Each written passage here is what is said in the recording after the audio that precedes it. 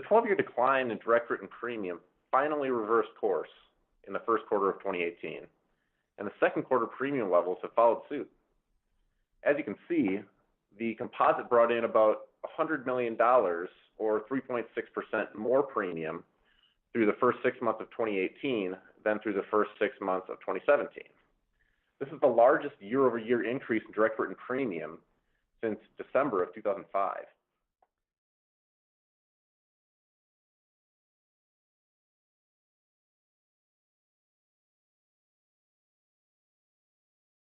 Actually, the composite's 2018 favorable reserve development through 6 months dropped when compared to each of the last 12 years, as shown here. Just $36 million worth of reserves were released during the first half of 2018 compared to an average of nearly $250 million during the past 12 years.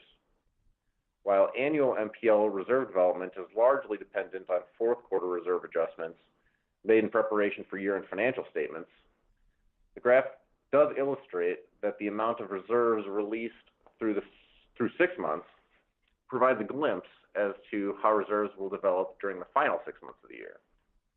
If recent relationships continue in 2018, MPL specialty writers will see the lowest annual favorable reserve development in 12 years, and by a wide margin.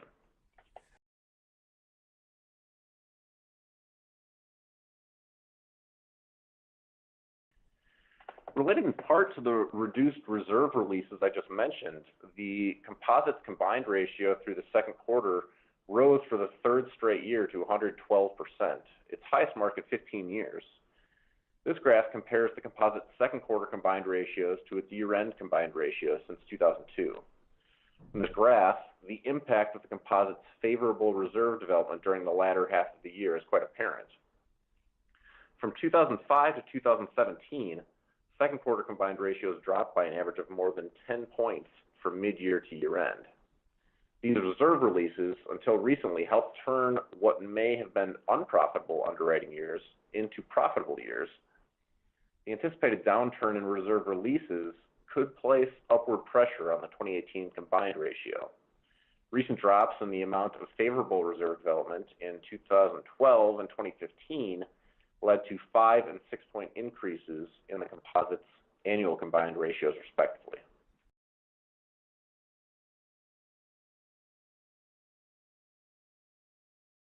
As you can see here, the composite's investment gain through June of 2018 increased for the third straight year. This is an increase of 5.1% relative to 2017 and continues the upswing investment performance which began near the end of 2016. As the composite's investment performance continues to improve and its underwriting performance continues to deteriorate, the composite's profitability has turned into a struggle between these two conflicting forces.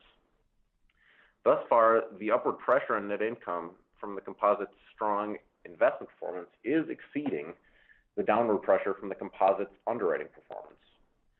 Shown here, the composite's 2018 second quarter net income is slightly lower but comparable to 2017. However, if relief from favorable reserve development never shows in 2018 or in future years, we will likely see a downward trend in the composite's net income unless underwriting results improve or investment income continues to rise.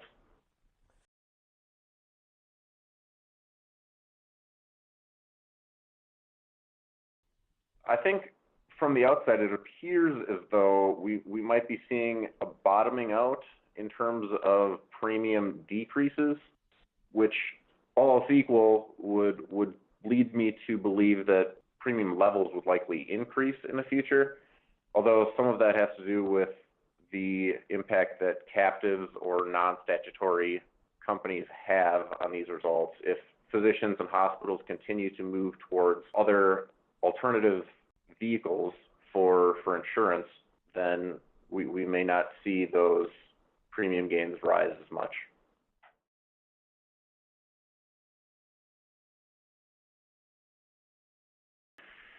The most interesting development, in my opinion, in the 2018 MPL market thus far is the lack of reserve releases relative to prior years. It's possible that companies have delayed these releases in 2018 for various reasons. or possibly that the releases from which the MPL market has benefited for better than a decade have run their course. Concern, if the latter is true, is the impact this would have on the already underperforming underwriting results. Keeping this concern in check, however, are robust investment results, high levels of capital, and another quarter of increasing premium volume. In any regard, at the halfway point of 2018, MPL specialty writers appear on track for yet another year of profitability.